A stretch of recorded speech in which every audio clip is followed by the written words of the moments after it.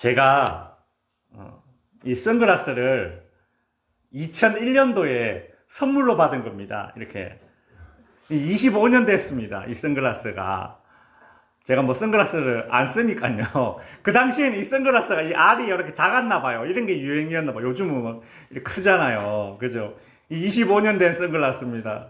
뭐 쓸 일이 별로 없어서 한번 써봤는데요. 제가 이 선글라스를 쓰니까 평소에 늘 보던 우리 이 예배당 안이 조금 어떻게 보이느냐 하면 조금 침침하게 보인다고 해야 되나? 아, 그거 침침한 건 내가 눈이 나빠서 그렇구나. 선글라스를 쓰니까 조금 어둡게 보입니다. 그죠? 우리 성도님들 제가 어떻게 보입니까? 그냥 멋있다 한마디 해주시면 되는데. 선글라스를 쓰면 달리 보여요. 좀 검게 보입니다. 또 선글라스를 쓰면 다른 사람들이 볼 때에도 다르게 보여요. 구분이 돼요. 검은색 안경을 쓰고 이렇게 보니까 세상이 검게 보이고, 또 요즘은 파란색 선글라스도 있더라고요. 파란색 선글라스를 쓰면 또 세상이 뭐 파랗게 보이겠죠. 그죠? 사람들은 저마다 안경을 쓰고 세상을 바라봅니다. 사람을 봅니다. 아, 세상은 이래, 세상은 저래, 저 사람은 이래, 저 사람은 이래. 저마다 안경을 쓰고 세상을 보고 사람을 봐요. 어떤 사람은 돈이라는 안경을 쓰고 세상을 봅니다. 그리고 세상이 다 돈으로 보여요. 저거는 돈이 된다. 저거는 돈이 안 된다. 저 사람은 나에게 이득이 있다. 저 사람은 나에게 이득이 없다. 이런 기준으로 그런 안경을 쓰고 세상을 보면 그런 사람은 아무래도 좀 차갑습니다. 또 어떤 사람은 이 세상을 볼 때에 내가 성공해야 돼. 그래서 이 세상을 경쟁으로 살아가는 그런 사람이 있습니다. 주변 사람들을 볼 때에 다 경쟁의 대상이에요. 그러니 어떻겠습니까? 주변에 있는 모든 사람들 다 쓰러뜨려야 되고 이겨야 되고 경쟁자로 보이는 거예요. 여러분, 이런 사람은 세상이 밝게 보이지 않을 겁니다. 잿빛이에요. 세상은 내가 싸워야 되는 전쟁터고 저 사람은 내가 경쟁해야 할 대상으로만 바라보니까 그렇게 회사 다니고 그렇게 학교 다니면 무슨 재미가 있겠습니까? 그런 사람은 옆에서 이렇게 보면 좀 불안해 보이고 또 사납게 보입니다. 그렇게 표시가 나요. 어떤 안경을 쓰고 세상을 보느냐, 어떤 안경을 쓰고 사람을 보느냐에 따라서 세상도 사람도 달리 보이고, 또 어떤 안경을 쓰고 있느냐, 주변 사람들이 보면 아, 저 사람은 인생을 이렇게 사는구나, 대충 그렇게 표시가 납니다. 사람마다 세상과 사람을 보는 그런 안경이 다 있듯이 자기 나름대로의 기준을 가지고 세상을 보고 사람을 보듯이 오늘 우리 예수 믿는 사람들은 어떤 안경을 쓰고 세상을 봐야 되나? 어떤 기준을 가지고 세상을 봐야 되나? 우리 예수 믿는 사람들은 어떤 기준을 가지고 어떤 안경을 쓰고 사람을 바라봐야 되나? 오늘은 이 주제를 가지고 말씀을 좀 살펴보고자 합니다. 세상을 바라보는 눈, 세계관이라고 합니다. 사람을 바라보고 세상을 바라보는 눈, 어떻게 볼 것인가, 가치관이라고도 합니다. 그 세계관, 가치관, 어떤 안경을 쓰느냐에 따라서 그 사람의 삶의 태도, 행동 달라집니다. 우리 예수 믿는 사람들은 어떤 안경을 쓰고 세상을 보고 사람을 봐야 할까요? 칼빈이라는 분이 이제 종교개혁가고 신학자인데, 이분이 이제 기독교 강요라는 책을 썼습니다.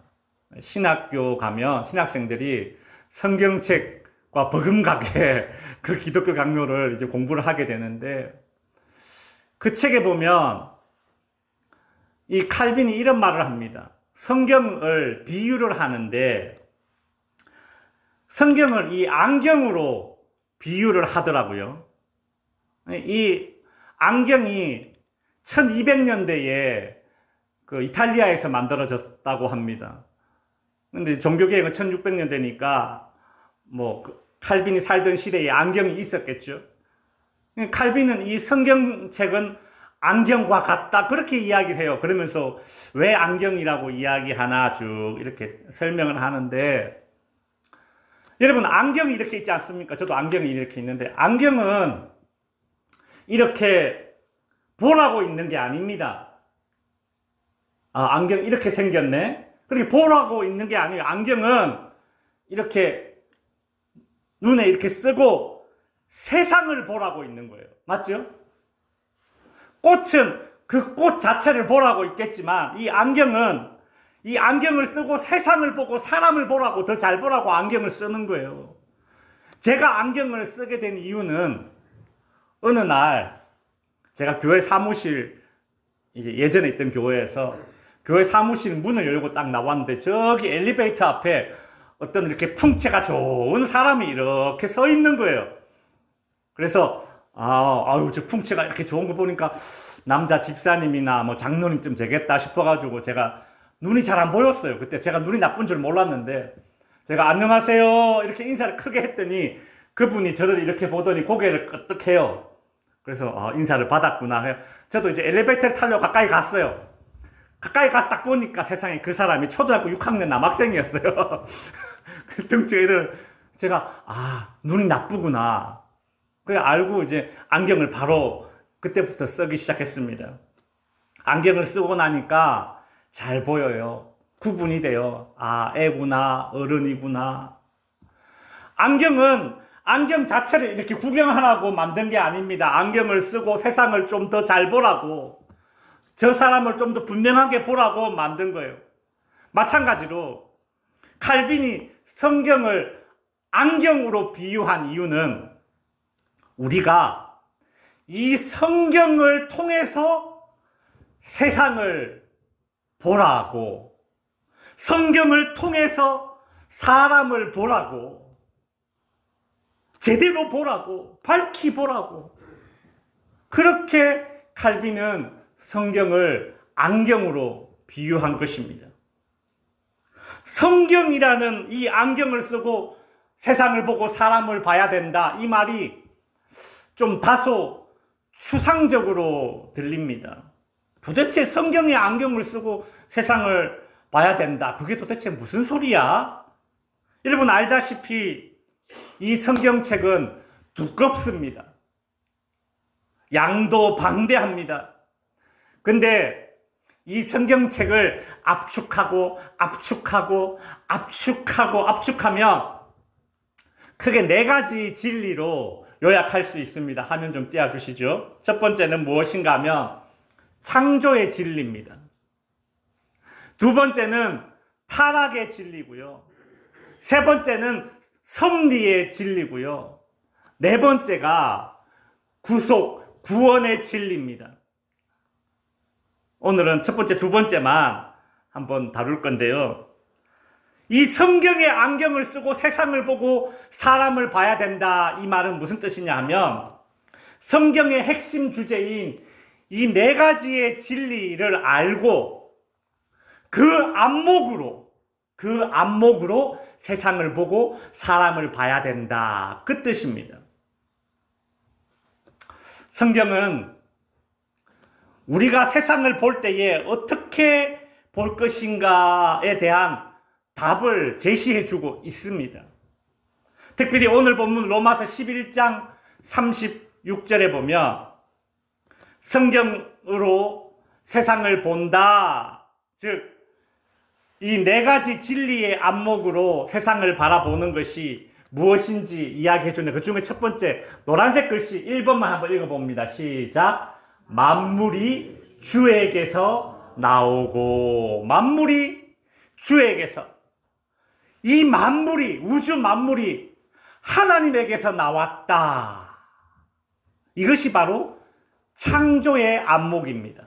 창조의 진리로 이 세상과 사람을 바라보는 안목입니다.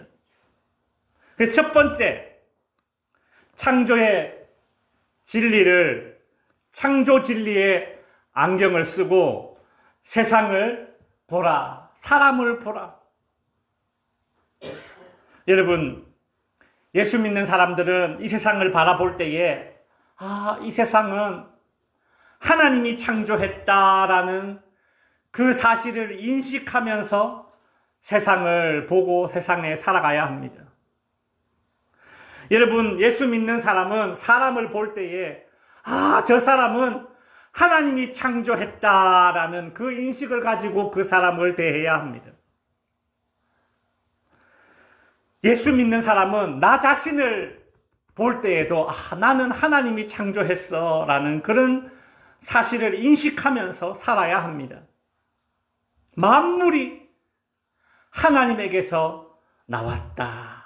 이 생각을 가지고 살아야 하는 것이죠. 그런데 많은 사람들이 이 세상을 창조하신 창조주 하나님을 바라보며 살지 않고 창조주 하나님이 창조하신 이 세상의 것을 바라보면서 거기에 목매달며 살아가는 것이 이 세상의 인생들의 현실입니다. 돈, 명예, 권력, 건강, 일, 성공, 그곳에 온통 내 마음과 정성을 쏟으며 살아갑니다. 어떤 이제 고3 여학생이 친구를 따라서 생전 처음 교회에 갔습니다. 교회에 갔더니 그 교회에 다니고 있던 다른 애들이 기도를 하더랍니다. 하나님, 저 이번 시험 성적 오르게 해주세요. 하나님, 저 서울에 있는 대학교에 좀 입학하게 해주세요. 그런 기도를 하더래요. 그 하나님께 그런 기도를 하더래요.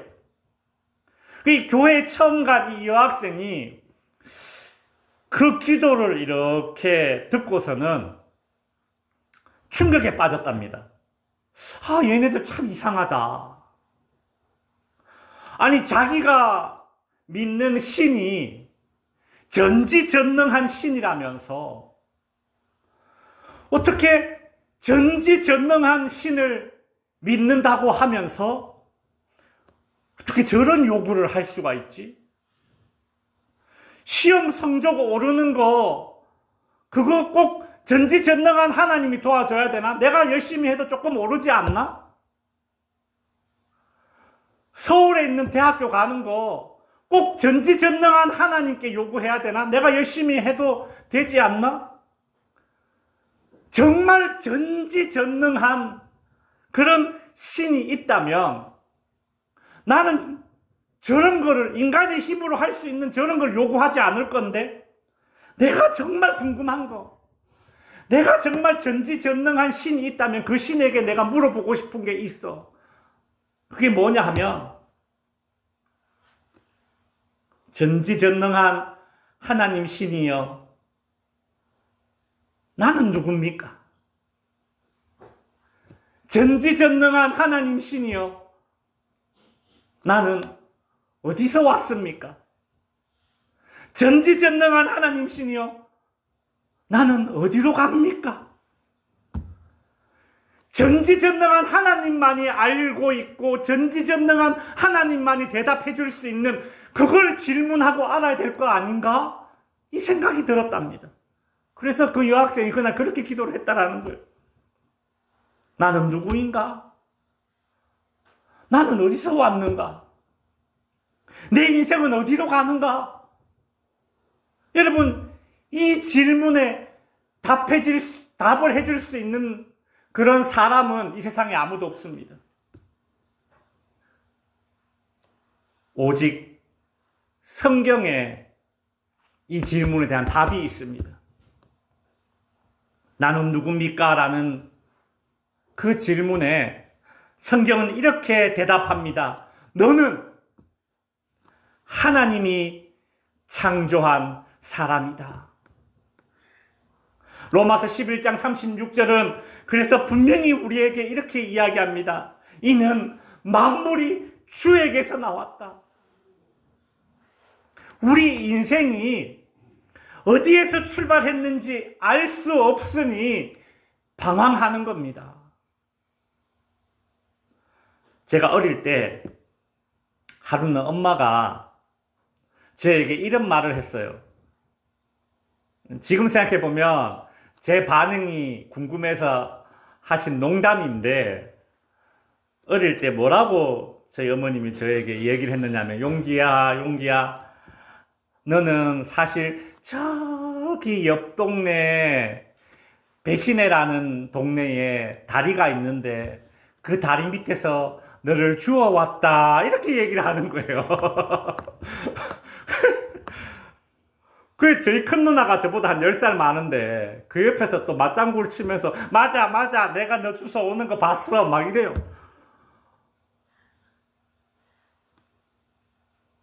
옛날에 왜 이런 농담을 했는지 잘 모르겠는데, 근데 있죠, 저는 그때 그 말이 진짜인 줄 알았어요. 진짜 너무 진지하게 농담을 하니까. 그래서 제 기억에 막 울면서 배신 다리 밑에 우리 엄마 찾으러 가겠다고 막 나갔던 그런 기억이 납니다.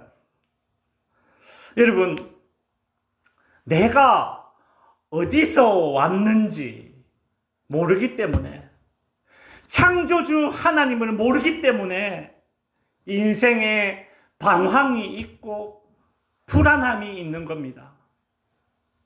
내 인생이 어디서 출발했는지 알 수 없으니까 평생 헛일하고 헛수고하다가 가는 겁니다. 질서 없이 사는 것이죠. 창조의 진리를 믿으면 한 사람의 인생에, 그 삶의 라이프 스타일에 질서가 잡힙니다. 창조의 진리를 인정하면 그 사회가 질서가 잡힙니다. 오늘날 이 사회가 매우 무질서합니다. 왜 그렇습니까? 이 세상이 하나님께서 창조하신 이 하나님의 집이다라는 사실을 인정하지 않기 때문에 이 세상이 무질서한 겁니다. 하나님이 만물의 주인 되심을 인정하고 이 세상이 하나님의 집이다, 하나님의 창조물이다라는 사실을 인정하면 그 사회는 질서가 유지되는 겁니다. 오늘날 동성애 문제, 인종차별 문제, 수많은 문제들, 갈등들 전부 다 하나님의 창조주 되심을 인정하지 못하면서 시작되는 문제요, 갈등들입니다. 만물이 하나님에게서 나왔습니다. 이 진리로, 그 안목으로 세상을 보고 사람을 봐야 됩니다. 여러분, 인간의 생명도 하나님이 주인 되십니다. 하나님에게서 나왔습니다.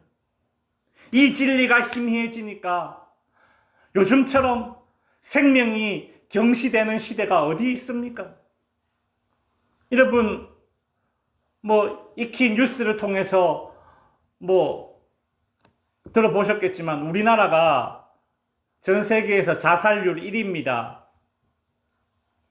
그 사실 아십니까? 존속 살인 1위가 또 우리나라입니다. 사람이 특별하고 사람이 존귀한 이유를 성경에서 발견해야 됩니다.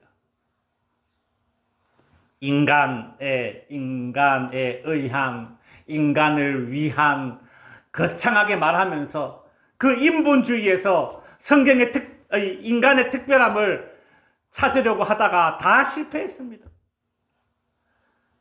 여러분, 인본주의 경제 논리 앞에 아무것도 아닌 것처럼 무너지잖아요. 오늘날 미국, 러시아, 우크라이나 문제를 한번 보십시오. 인간의 탁월함은 하나님과의 바른 관계에 기반하고 있습니다. 하나님은 창조주 되시고 나라는 인간은 그 하나님의 창조물이다. 그 인식을 가지고 세상을 보고 사람을 보고 나를 보니 가치가 있는 거예요. 상대방도 가치가 있고 나도 가치가 있는 겁니다.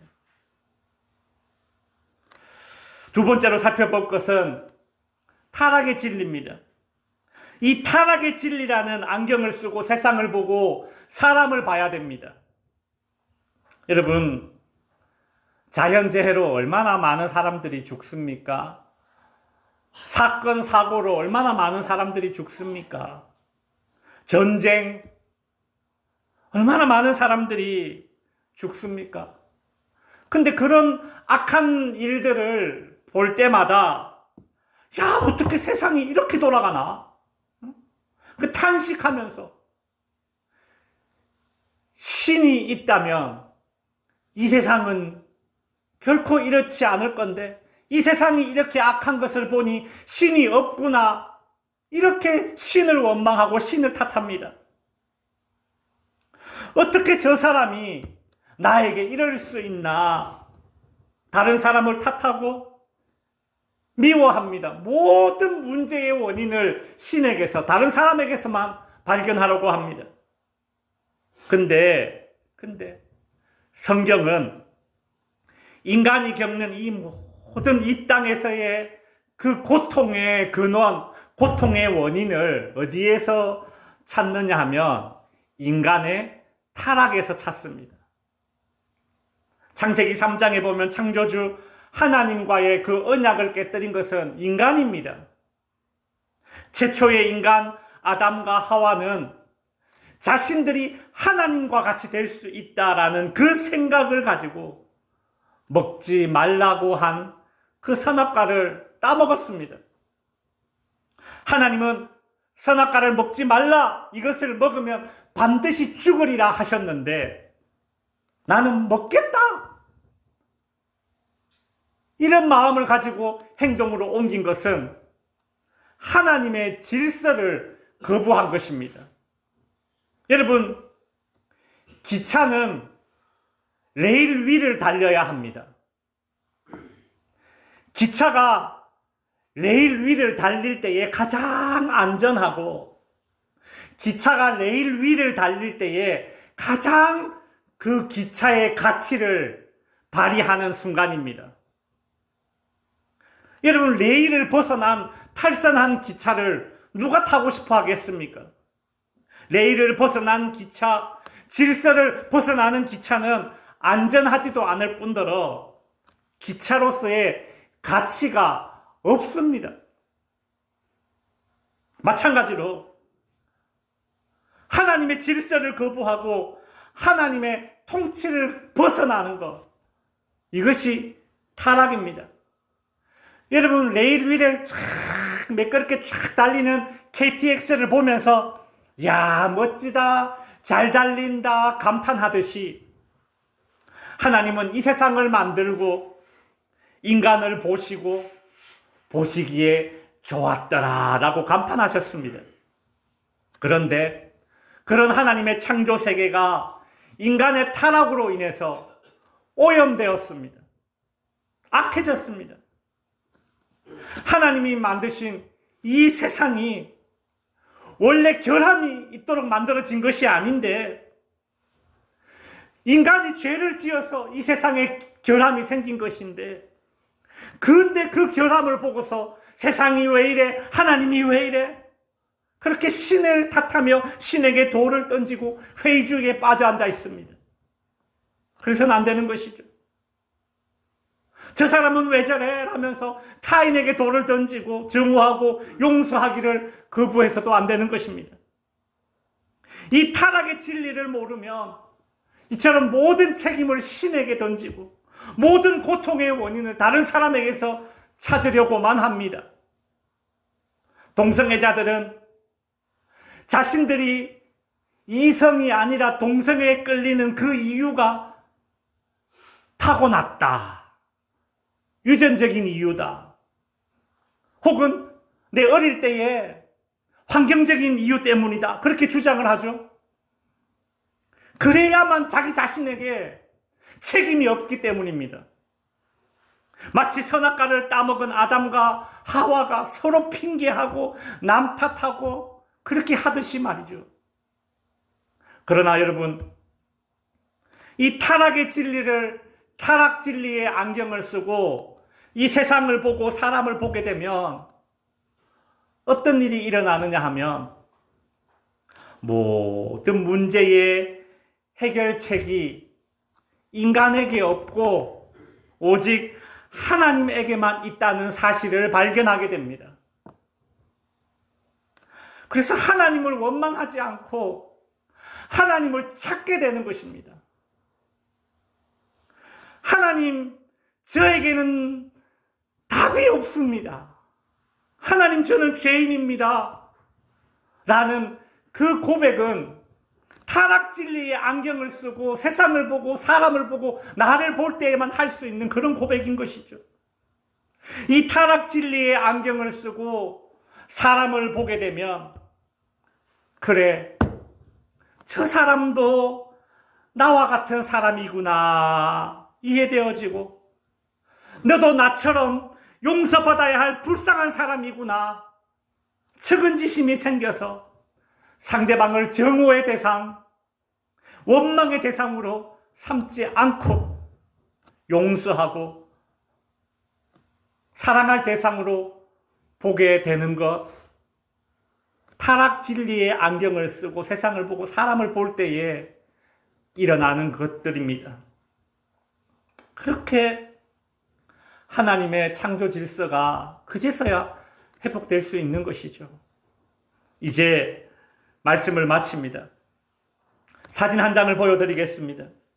여러분, 이 사진을 한번 가만히 보십시오. 무장 테러 단체, 그리고 그 갱스터들, 그들 사이에서 자라고 있는 그 어린 아이의 사진입니다. 이 아이가 너무 해맑게 웃으면서 너무 무서운 사람 죽이는 총을 들고 있죠. 그죠? 여러분, 이런 아이들은 어릴 때부터 테러를 일으키고 총을 쏘는 그런 것들을 봐왔기 때문에 이 총에 대한 거부감이 없습니다. 우리는 진짜 총을 주면, 여러분 군대 가서 총 쏴 보신 분 알겠지만 막 얼마나 긴장하고, 그죠? 근데 어릴 때부터 이 테러리스트들 사이에서 자란 이 어린아이는 총에 대한 거부감이 없을 거예요. 만일 이 아이가 계속 이런 것을 보면서 자란다면 아주 높은 확률로 이 세상을 정오하고 사람을 정오하는 테러리스트나 갱스터가 될 수 있을 확률이 아주 높겠죠.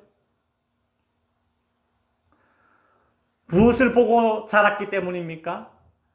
보는 게, 세상을 보는 눈, 사람을 보는 눈이 어릴 때부터 테러리스트들의 안경을 쓰고 그냥 봐왔기 때문에 분별력이 없는 것이죠. 구별할 수가 없는 것이죠. 여러분, 오늘날 우리가 살고 있는 이 세상은 가치관이 혼란스러운 시대입니다. 옳은 것을 틀리다라고 우기고 틀린 것을 옳은 것이다라고 우기는 세상입니다. 여러분, 이런 세상에서 여러분은 무엇을 보기를 원하십니까? 예수 믿는 우리는 이 세상을 어떻게 바라봐야 할까요?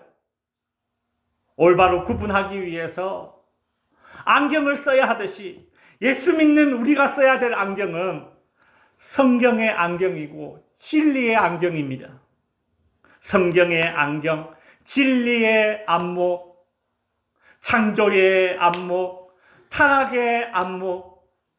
여러분, 그 안목으로 세상을 보고 사람을 바라봄으로써 혼돈에 빠지지 않고 방황하지 않고 원망하거나 갈등하지 않고 용서와 사랑으로 살아가는 저와 여러분이 될 수 있기를 바랍니다. 기도하겠습니다.